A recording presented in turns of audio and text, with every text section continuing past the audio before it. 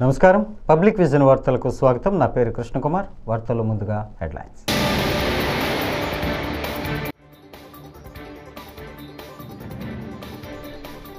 AP cabinet భేటీలో ప్రధానంగా రైతాంగ సమస్యలపై సీఎం చంద్రబాబు సుదీర్ఘ చర్చ.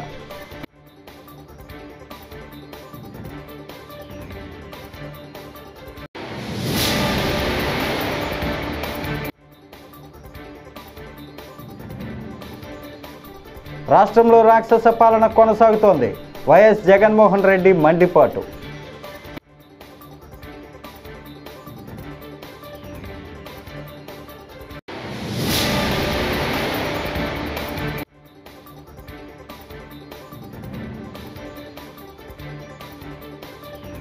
రోహింగ్యాలకు దేశంలో ఓటర్ రేషన్ కార్డులు ఉన్నాయి. Deputy CM Pawan Kalyan.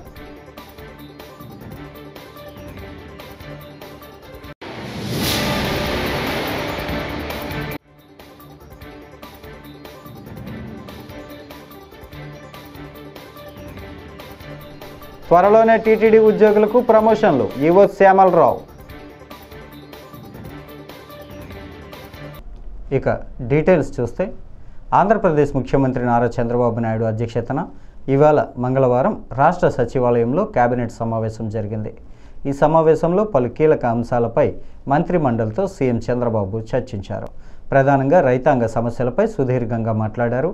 గత ఏడాదితో పోల్చుకుంటే ఈ ఏడాది వివిధ పంటల దిగుబడులు పెరిగాయని అధికారులు వివరించారు. అంతర్జాతీయ పరిణామాలు, దేశ విదేశాల్లో నెలకొన్న ప్రత్యేక పరిస్థితుల కారణంగా వివిధ పంటల ధరలపై ప్రభావం ఉందని చెప్పారు.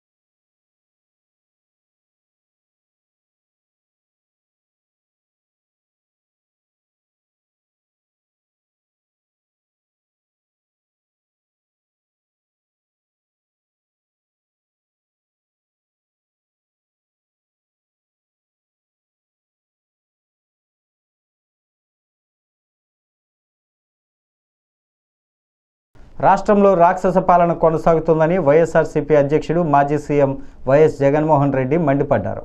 కలియుగంలో రాజకీయాలు చేయాలంటే భయం ఉండకూడదు. కేసులకు, జైళ్లకు భయపడకూడదు. అలా అయితేనే రాజకీయాలు చేయగలం. తెగువ, ధైర్యం ఉంటేనే రాజకీయాలు చేయగలం. చంద్రబాబు చేస్తున్న రాజకీయాలు అలా ఉన్నాయి అంటూ వైఎస్ జగన్ వ్యాఖ్యానించారు. స్థానిక సంస్థల ప్రజాప్రతినిధులతో మంగళవారం వైఎస్ జగన్ భేటీ అయ్యారు. ఎటువంటి పరిస్థితుల మధ్య ఈరోజు మన రాష్ట్రంలో మనందరం ఈరోజు ప్రయాణం చేస్తూ ఉన్నాము అన్న సంగతి నాకన్నా బెటర్గా కూడా మీకే బాగా తెలుసు. ఎందుకనంటే ఈరోజు ఒక రాక్షస యుగంలో ఉన్నాం. నేను మొన్న ఎవరో నా దగ్గరికి వస్తూ ఉన్నప్పుడు కూడా నేను ఏదో అంటూ ఉంటే, కలియుగంలో రాజకీయాలు చేయాలి అని అంటే ఈ యుగం చంద్రబాబు యుగంలో రాజకీయాలు చేయాలి అని అంటే ఈ రాజకీయాలు చేసేటప్పుడు కేసులు వేస్తారు అన్న భయం లేనప్పుడే రాజకీయాలు చేయగలుగుతాం. జైళ్ళకు పంపినా కానీ పర్వాలేదు చంద్రబాబు, నిన్ను ఎదుర్కొంటామనే ధైర్యం ఉంటేనే రాజకీయాలు చేయగలుగుతాం.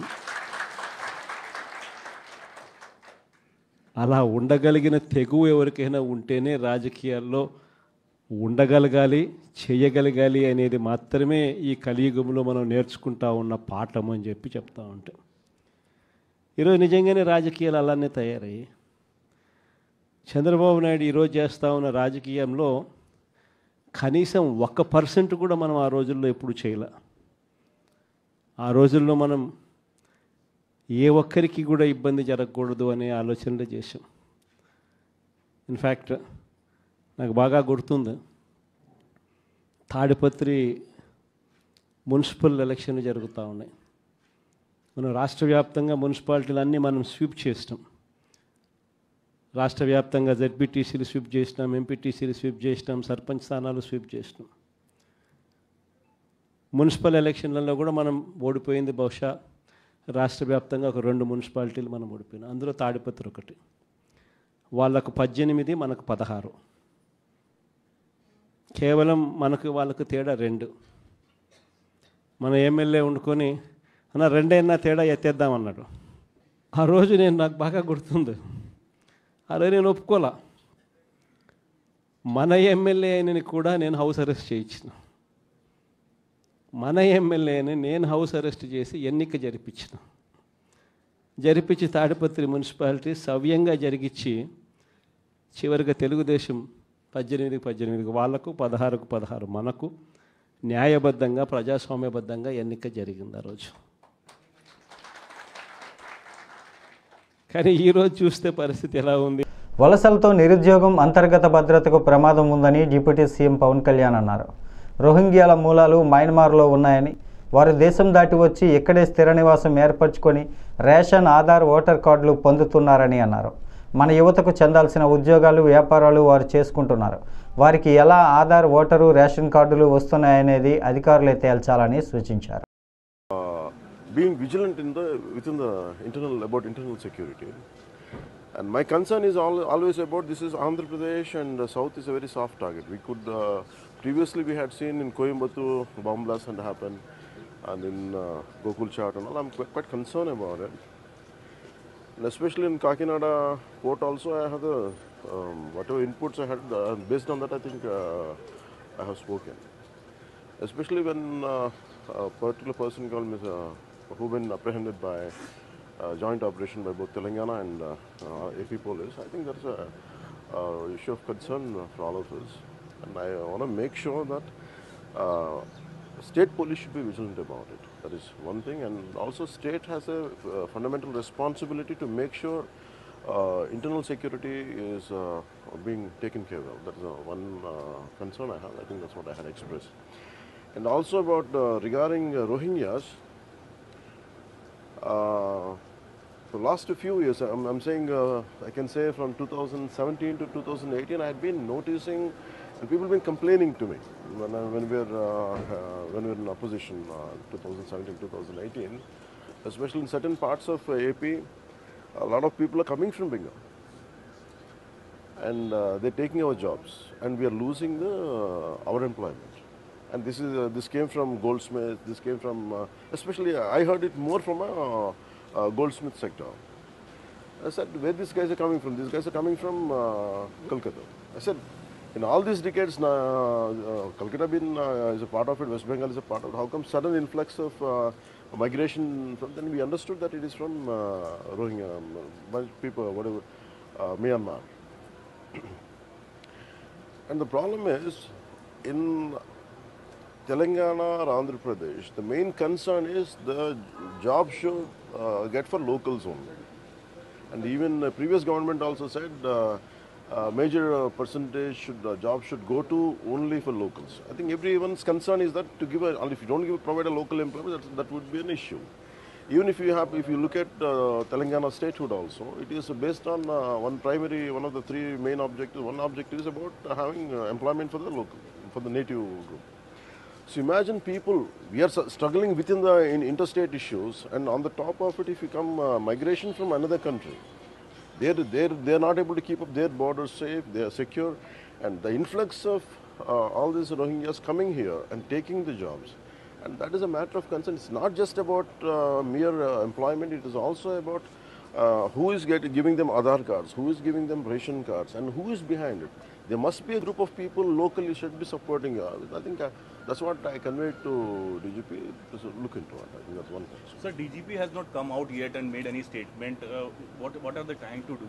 No, it is about, because the problem is we should be alert the police. You know? I said it from not just as a deputy chief minister, it's also I said it as a concerned citizen and a concerned president of a political party. I think on that basis I have it. Sir Karnataka में जो आने वाले जो 6 elephants के बारे में यहाँ पर जो होने वाला कार्रवाई के बारे में खुंकी एलिफेंट्स के बारे में बोल रहे हैं. So we have a lot of issues about Kunki elephant. I mean, especially in say around Srikakulam, Salur, and that part of area, especially in the agency areas and in Chittoor.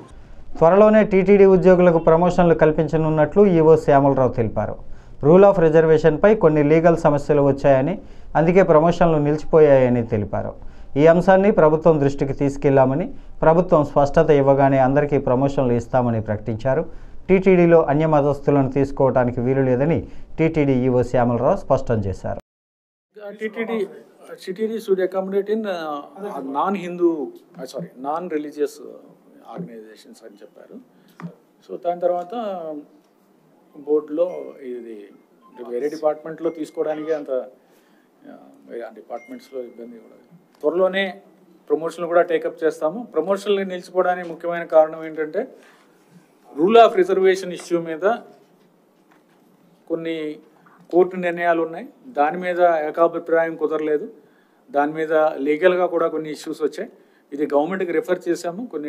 కొన్నిటి me the clarification ఇమ్మని.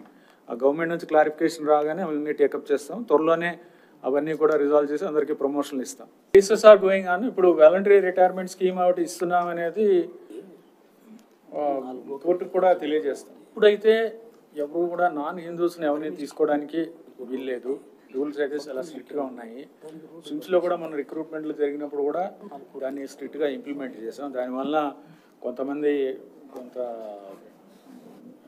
ధర్నా చేయడం ఇవన్నీ చేశారు. అయినా కానీ మేము గట్టిగా నిలబడి ఆ విధంగా కుదరదు, టీటీడీ సంస్థ ఇది అనేది కూడా చెప్పడం జరిగింది. తిరువూరు మున్సిపల్ చైర్మన్ ఎన్నికలకు హాజరయ్యేందుకు వెళ్తున్న వైఎస్ఆర్సీపీ కౌన్సిలర్లకు రక్షణ కల్పించడంలో పోలీసులు మరోసారి నిర్లక్ష్యంగా వ్యవహరించారంటూ వైఎస్ఆర్సీపీ ప్రతినిధి బృందం మండిపడింది. ఈ మేరకు వైఎస్ఆర్సీపీ ఎమ్మెల్సీలు లేళ్ల అప్పిరెడ్డి, పండుల రవీంద్రబాబు, వరదు కళ్యాణి, మాజీ ఎమ్మెల్యే మల్లాది విష్ణు, ఇతర ముఖ్య నాయకులు విజయవాడలో మరోసారి ఎన్నికల కమిషనర్ నీలం సాహ్నిని కలిసి జరిగిన దౌర్జన్యానికి సంబంధించి ఫిర్యాదు చేశారు. కౌన్సిలర్లకు రక్షణ కల్పించాలని ఎన్నికల కమిషన్ ఇచ్చిన ఆదేశాలను కూడా పోలీసులు బేఖాతరు చేయని వైనంపై ఆధారాలతో సహా కమిషనర్కు వివరించారు. సందర్భంగా చెప్తా ఉన్నాం, మెజార్టీ లేకపోయినా భయంతో కౌన్సిలర్ని ఆపి బలవంతంగా నిన్న నలుగురు కౌన్సిలర్ని బలవంతంగా తీసుకుని వెళ్ళి పార్టీలో చేర్పించినటువంటి పరిస్థితి చూసాం. ఈరోజు కూడా అదే రకంగా చేయాలని ప్రయత్నం చేస్తూ ఉన్నారు. మెజార్టీ లేకపోయినా తిరువూరు మున్సిపాలిటీని హస్తగతం చేసుకోవాలని చెప్పని దౌర్జన్యంగా చేసేటటువంటి కార్యక్రమం జరుగుతోంది. ఎన్నికల కమిషన్ డైరెక్షన్ ఇచ్చినా, అలాగే ఈరోజు ఉదయం కోర్టులో కూడా వైఎస్ఆర్ కాంగ్రెస్ పార్టీ పిటిషన్ దాఖలు చేయడం జరిగింది. కోర్టు కూడా ఆశ్చర్యపోయింది. ఎన్నికల కమిషన్ స్పష్టంగా ఆదేశాలు ఇచ్చినప్పటికీ కూడా ఎందుకని పోలీస్ యంత్రాంగం ఈ రకంగా వ్యవహరిస్తుంది, ఒక 30 నిమిషాల్లో అరగంట లోపు నాకు పూర్తి సమాచారం కావాలి అని చెప్పని న్యాయస్థానం కూడా ఆదేశించడం జరిగింది అని చెప్తున్నాం. అంటే ఈ ప్రభుత్వానికి కానీ, ఈ కూటమి ప్రభుత్వానికి కానీ, పోలీస్ యంత్రాంగం కానీ, ఎన్నికల కమిషన్ అన్నా లేకపోతే న్యాయస్థానాలన్నా లెక్కలేనటువంటి పరిస్థితి కనపడతా ఉంది. మెజార్టీ ఉన్నప్పుడు, మీకు మెజార్టీ ఉంటే ఎందుకు ఇలాంటి అరాచకమైనటువంటి కార్యక్రమాలకి, ఎందుకు ఈ రకమైనటువంటి కార్యక్రమాలకి పాల్పడుతున్నారో ఆంధ్ర రాష్ట్ర ప్రజలకి సమాధానం చెప్పాల్సినటువంటి అవసరం ఉన్నది అని చెప్పిన వైఎస్ఆర్ కాంగ్రెస్ పార్టీ డిమాండ్ చేస్తోంది. ఇప్పటికైనా సరే మా కౌన్సిలర్తో, మా గుర్తు మీద గెలిచినటువంటి కౌన్సిలర్తో మీరు చైర్మన్ తీసుకోవడానికి ప్రయత్నం చేస్తూ ఉన్నారు. ఇది అప్రజాస్వామికము, అన్యాయము అని చెప్తా ఉన్నాం. దౌర్జన్యంతో మీరు మున్సిపల్ చైర్మన్ స్థానం సంపాదించాలని ప్రయత్నం చేస్తారు. ఇది సాగదు. ఇది ప్రజాస్వామ్యంలో ఇలాంటి దానికి తావులేదు. ఖచ్చితంగా రెడ్డిగూడెం దగ్గర నుంచి కౌన్సిల్ హాల్ వరకు, తిరువూరు మున్సిపాలిటీలో ఎన్నిక జరిగే వరకు కూడా పోలీసులు భద్రత కల్పించాలి అని చెప్పి డిమాండ్ చేస్తా ఉన్నాం. ఉదయం నుంచి అడుగుతా ఉన్నాం, అధికారులందరికీ చెప్తా ఉన్నాం. వాళ్ళు చెప్పేది ఒకటి, క్షేత్రస్థాయిలో జరిగేటటువంటి కార్యక్రమం వేరేది. ఎన్నికల కమిషన్ నిన్న డైరెక్షన్ ఇస్తే విజయవాడ నుంచి ఎన్నికల కౌన్సిల్ హాల్ వరకు ఎందుకు మీరు భద్రత కల్పించలేకపోయారు, ఎందుకు మీరు గన్మెన్ లేవలేకపోయారు, దానికి సమాధానం చెప్పండి. ఆ రోడ్డు తిరువూరు వస్తే భద్రత కల్పిస్తారంట. విజయవాడ నుంచి తిరువూరు మార్గ మధ్యంలో కూటమి నేతలు రౌడీజంగా, అరాచకంగా రోడ్ల మీద నుంచి ఎవరు వెళ్లకుండా అడ్డుకునేటటువంటి ప్రయత్నం చేస్తున్నారు. ఎందుకు అంత కక్కుర్తి మీకు? మెజార్టీ లేనప్పుడు ఎందుకు రావాలి రోడ్డు మీదకి? పోలీసులను అడ్డం పెట్టుకుని కౌన్సిల్ సంపాదించాలని ప్రయత్నం చేస్తున్నారా? కాబట్టి ఈ అరాచక పాలనలో అందుకనే ఈరోజు మళ్లీ వచ్చి ఎన్నికల కమిషన్ దృష్టికి తీసుకువెళ్లి నిన్న మీరు ఇచ్చినటువంటి ఆర్డర్ని ఒబే చేయకుండా రోడ్డు మీద కౌన్సిల్ అందరినీ ఆపడం జరిగింది అని చెప్పని కంప్లైంట్ చేయడం జరిగింది. ఆవిడ కూడా మేము చెప్పినటువంటి విషయాలన్నీ విన్నారు. పోలీస్ యంత్రాంగంతో అధికారి కలెక్టర్ గారితో వాళ్ళతో మాట్లాడుతూ ఉన్నారు. ఇది కనుక ఈ విషయంలో కనుక సరైనటువంటి చర్యలు పోలీస్ యంత్రాంగం తీసుకోకపోతే తదుపరి కార్యాచరణ ప్రణాళికని ప్రకటిస్తామని చెప్పని కూడా వైఎస్ఆర్ కాంగ్రెస్ పార్టీ చెప్తాం. అందరికీ నమస్కారం. నంద్యాల కోవెలకుంట్లలో టీడీపీ కార్యకర్తలతో నిన్న మినీ మహానాడు కార్యక్రమం జరిగింది. ఈ ఈవెంట్కు హాజరైన మంత్రి బీసీ జనార్దన్ రెడ్డి మాట్లాడుతూ తీవ్ర భావోద్వేగానికి గురయ్యారు. వైసీపీ పాలనలో నన్ను జైలుకు పంపారు. భార్య పిల్లలను పక్కన పెట్టి కార్యకర్తల కోసం ప్రాణాలకు తెగించి ధైర్యంగా నిలబడ్డా. ఎప్పుడూ భయపడలేదు. మీరు చూపిన ప్రేమే నన్ను ఈ స్థాయిలో నిలబెట్టింది అని ఎమోషనల్ అయ్యారు.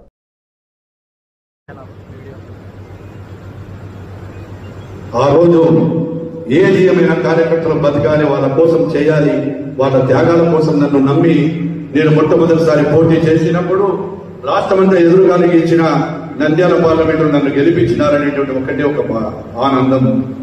ఆ యొక్క మీరందరూ చూపించినటువంటి ఆలోచన అనేక సార్లు అనుకునేవాడిని, ఎవరి కోసం, ఎందుకు ఇది నా ప్రజల కోసం. ఆఖరికి నా భార్య తాలిబొట్టు అక్కడ పెట్టి ధైర్యంగా మీకోసం ఉన్నాను. ఎందుకంటే మీ ప్రేమ అభిమానాలు ఆ విధంగా ఉన్నాయి. ఎందుకంటే భయం కాదు.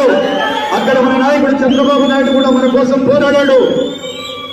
మీ దుర్మార్గులు, మీ దుర్మార్గ పరిపాలన గురించి ఎప్పుడు కూడా భయపడలేదు. ఆనందం. ఎస్, నా కార్యకర్తల కోసం నేను జైలుకి వెళ్తాను. నా కార్యకర్తలు నేను వదిలి వెళ్ళిపోను. ఇదే డిఎస్పీలు ఎస్పీలు వచ్చి అడిగారు, కార్యకర్తల కోసం నేను నిలబడతాను, నేనే జైలుకి వెళ్తానని చెప్పి నాతో పాటు 14 మందిని ఒకేసారి నేను జైలుకు పోవడం జరిగింది. ఎప్పుడూ భయపడలే. రాత్రి బహుళ ఏసీలు ఉంటావు, ఏ విధంగా తట్టుకుంటావు అన్నారు. భయం లేదు. నా కార్యకర్తల కోసం షెడ్ ఇప్పి పండుకున్నాను. ఈగలు వచ్చినా కనపడ్డా భయపడలేదు, దోమలకు భయపడలేదు, దేనికి భయపడలేదు. అందుకే మీరందరూ కూడా నాతో పాటు నిలబడ్డారు. మీరందరూ కూడా ఇచ్చారు. ఈరోజు ఆ గౌరవమే ఈరోజు ఇంత పెద్ద ఎత్తుకు తీసుకొచ్చింది. ఎక్కడ కూడా నంద్యాల జిల్లాలో గతంలో ఎవరూ చేయలేనటువంటి మంత్రి పదవి నాకు వరించింది.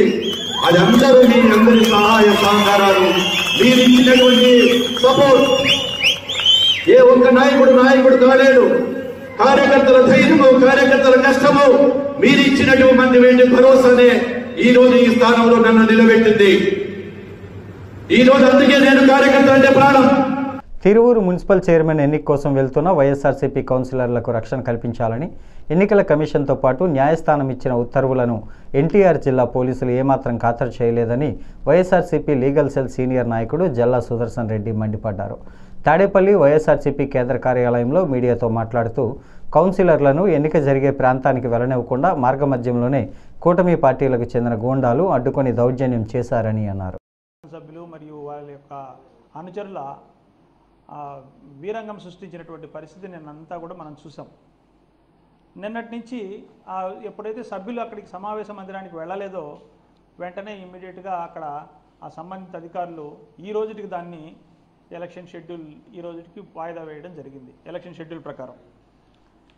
షెడ్యూల్ ప్రకారం ఈరోజు వాయిదా వేసి ఈరోజు జరగాల్సినటువంటి ఎన్నిక ఈరోజు ఉంటే ఈరోజు ఆ ఎన్నికను ఏ విధంగా అయినా కూడా జరగకుండా ఆపాలి, లేదు వీళ్ళందరూ ఎవరు రాకుండా పోతే వాళ్ళు తనంతటి తానుగా వాళ్ళు డిక్లేర్ చేసుకోవాలి అనేటువంటి ఒక దురుద్దేశంతో ఈరోజు ఈ ఎన్నికను ఈరోజు మళ్ళీ కూడా ఆ ఎన్నిక నిర్వహించే క్రమం ఈరోజు ఈ కూటమి ప్రభుత్వం మొదలుపెట్టినటువంటి పరిస్థితి.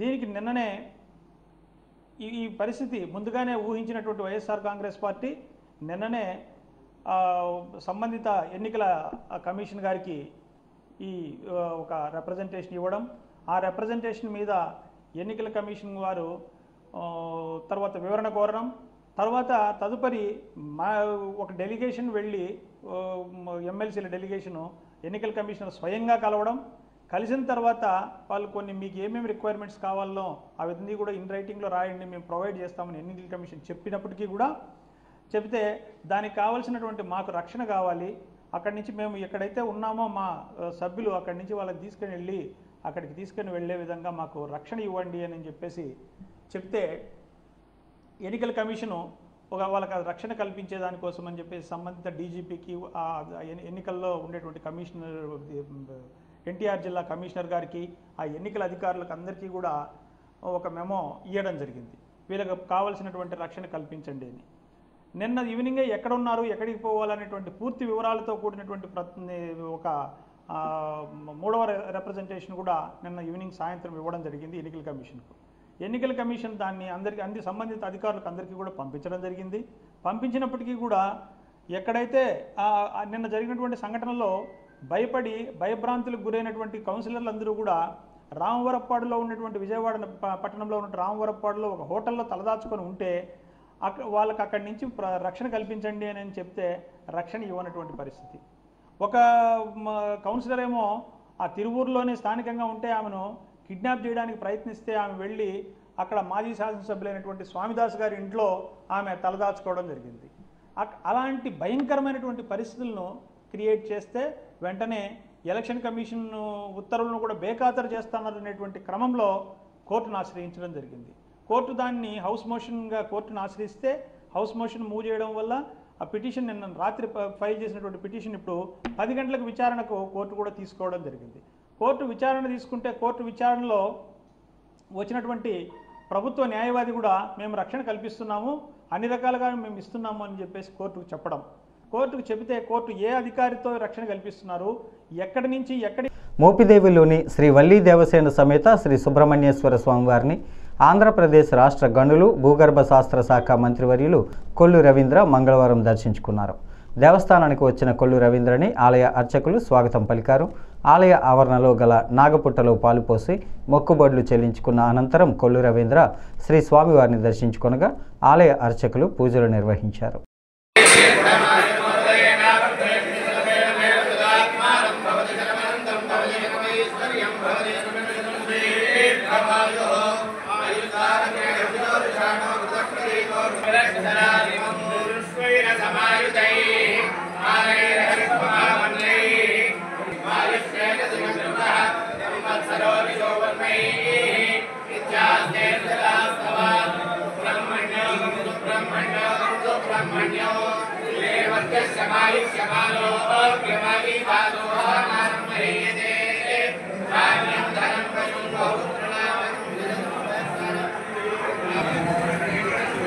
తిరుపతి నగర పరిధిలోని బొంతాలమ్మ గుడి పరిసరాలలో ఫుట్పాత్పై చిరు వ్యాపారం చేసుకుంటూ జీవించే వారిపై మున్సిపల్ అధికారులు జేసీబీలు ట్రాక్టర్లతో అక్రమంగా దాడులు చేయటాన్ని సిఐటియు మంగళవారం తీవ్రంగా ఖండించింది. ట్రాఫిక్కు ప్రజలకు ఎటువంటి ఇబ్బంది కలగకుండా వ్యాపారం చేస్తున్న చిరు వ్యాపారుల బండ్లను కూల్చివేసి బలవంతంగా ట్రాక్టర్లలో వేసుకొని తరలించడాన్ని తప్పుపట్టారు. బొంతాలమ్మ గుడి పక్కన ఉన్నటువంటి దోపుడు బండ్ల పైన ఈరోజు మున్సిపల్ అధికారులు చాలా తీవ్రమైన దాడి చేశారు. దాదాపు 200 మంది అధికారులు వచ్చి కొన్ని ఏళ్లుగా ఇక్కడ వాహనదారులకు కానీ ప్రజలకు కానీ ఎటువంటి ఇబ్బంది లేకుండా ఇక్కడ ఫుట్పాత్ పైన చిరు వ్యాపారాలు చేసుకున్నటువంటి వారిపైన ప్రతాపం చూపించి జేసీబీలు ట్రాక్టర్లతో ఈరోజు దాడి చేసి మొత్తం కూడా ఉదయాన్నే 6 గంటల నుంచి మొత్తం షాపులన్నీ కూడా కూల్చేయడం జరిగింది. మొత్తం అన్ని రకాల షాపుల్లో మెటీరియల్ మొత్తం కూడా పండ్లు, కూరగాయలు, పూజా సామాగ్రిలు, రకరకాల వస్తువులు, విలువైన వస్తువులు, వేల రూపాయల సరుకులు ఈరోజు నేలమట్టం చేసి వాళ్ళు వేసుకున్నటువంటి గుడిసెలన్నీ కూడా ధ్వంసం చేసి చాలా భీతిల్లిపోయే వాతావరణంలో ఈరోజు మున్సిపల్ అధికారులు వ్యవహరించారు. ఇది సమంజసం కాదని చెప్పి తెలియజేస్తున్నాం. దీన్ని గుర్తించి అడ్డుకునే దానికి వచ్చేటువంటి ఏఐటీసీ జిల్లా కార్యదర్శి అట్లాగే ఏఐటీసీ నాయకులు వీరందరూ కూడా అడ్డుకోవడానికి ఈ ప్రాంతానికి రావడం జరిగింది. ఆయన్ను పోలీసులు పెట్టి పోలీసుల ద్వారా దాడి చేయించి రక్త గాయాలు చేశారు. ఇది కరెక్ట్ కాదని చెప్పి మేము సిఐటి గారిని డిమాండ్ చేస్తున్నాం. ఈరోజు కార్మికులు ఇబ్బందుల్లో ఉంటే కార్మిక సంఘం నాయకులుగా ఈరోజు దాన్ని ప్రశ్నిస్తారు, అడ్డుకోవడానికి వస్తారు. వాళ్ళపైన ఈ రకంగా రక్త గాయాలు చేయడం కరెక్ట్ కాదు. దీన్ని సిఐటిగా తీవ్రంగా ఖండిస్తాను. ఎప్పటికైనా నష్టపోయిన వాళ్ళందరికీ కూడా మున్సిపల్ అధికారులు బాధ్యత వహించి వాళ్ళందరికీ పునరావాసం కల్పించాలి. వాళ్ళందరూ గుడిసెలు వేసుకోవడానికి సంబంధించి వాటన్ని సంబంధించి మున్సిపల్ ఇప్పుడే వాళ్ళ కడప నగర ప్రజానికం ఎదుర్కొంటున్న సమస్యల పరిష్కారంపై చర్చించి రానున్న కాలంలో చేయాల్సిన కృషిపై కార్యాచరణ రూపొందించేందుకు వీలుగా ఈ నెల 22న కడప నగర విస్తృత సమావేశం నిర్వహిస్తున్నట్లు ఆ పార్టీ నగర కార్యదర్శి రామ్మోహన్, జిల్లా కమిటీ సభ్యులు దస్తగిరి రెడ్డి, నాయకులు రామకృష్ణారెడ్డి తెలిపారు. మంగళవారం కడపలోని మృత్యుంజయ కుంటలో ఉన్న సిపిఎం కార్యాలయంలో ఏర్పాటు చేసిన విలేకరుల సమావేశంలో వారు పాల్గొన్నారు. నగర పార్టీ విస్తృత సమావేశం ఈ నెల 22వ తేదీన ఉదయం 10 గంటలకు కడప నగరంలోని మృత్యుంజయ కుంటలో ఉన్న పార్టీ ఆఫీసులో నిర్వహిస్తా ఉన్నాం. ఈ సమావేశంలో కడప నగరంలో ఉన్నటువంటి ప్రధాన సమస్యల మీద చర్చ జరగబోతా ఉంది. తెలుగుదేశం పార్టీ మహానాడు ఈ నెల 27, 28, 29 తేదీల్లో కడప నగరంలో జరుగుతున్న నేపథ్యంలో ప్రభుత్వం పరిష్కరించాల్సిన కొన్ని సమస్యల్ని సిపిఎం పార్టీ డిమాండ్ చేస్తూ ఉందని. ఎందుకంటే ఈ ప్రాంతంలో మహానాడు జరిగిన తర్వాత ఇతర ప్రాంతాల గురించి మాట్లాడుతూనే ప్రధానంగా కడప జిల్లా అభివృద్ధి మీద ఈ మహానాడులో ప్రత్యేకమైన చర్చ జరగాలని సిపిఎం పార్టీ భావిస్తున్నారు. మీరు కడప నగరంలో జిల్లా పరిషత్ ఆవరణలో ఉక్కు దీక్ష చేశారు. ఆ ఉక్కు దీక్ష సందర్భంగా ఒక శిలాఫలకం కూడా మీరు ఏర్పాటు చేశారు. ఆ దీక్షకు గుర్తుగా ఏర్పాటు చేసినటువంటి శిలాఫలకం ఈరోజు అక్కడ ప్రత్యక్షమవుతా ఉంది. కాబట్టి చంద్రబాబు నాయుడు గారు ఈ 3 రోజుల పాటు జరిగేటువంటి మహానాడులో కడప ఉక్కు ఫ్యాక్టరీ శంకుస్థాపన చేయడం కాదు, ఆల్రెడీ శంకుస్థాపన ఇక్కడ చేసి ఉన్నారు. 3 సార్లు శంకుస్థాపన చేసిన నిర్మాణం పనులేవి ప్రారంభం కాలేదు. నిరుద్యోగ యువత ఎప్పుడు మాకు ఈ స్టీల్ ఫ్యాక్టరీ ప్రారంభం అవుతుందని చెప్పి ఎదురు చూస్తూ ఉన్నారు. కాబట్టి తక్షణమే పలానా తేదీ లోపల ప్రభుత్వ రంగంలో ఉక్కు ఫ్యాక్టరీ నిర్మాణానికి పనులు మేము ప్రారంభిస్తామని చెప్పి పూర్తి చేయాలి. ఏదో మొదలుపెట్టి అట్లా వదిలేసే ధోరణి కాకుండా నిర్దిష్ట కాల వ్యవధిలో ఉక్కు ఫ్యాక్టరీ నిర్మాణాన్ని పూర్తి చేసి ఉత్పత్తి సామర్థ్యాన్ని నిర్దేశించి ఆ మేరకు ఉత్పత్తి పెంచడానికి ప్రకటన ఈ మానవుల్లో చేయాలని చెప్పి మేము కోరుతాము. కాబట్టి ఇక్కడ నాపరాయి పరిశ్రమ లేకపోతే పెళ్లిమరి దగ్గర ఉన్నటువంటి ఇనుప ఖనిజం వీటన్నిటి ఆధారంగా కొత్త పరిశ్రమలు రావడానికి అవకాశం ఉంది.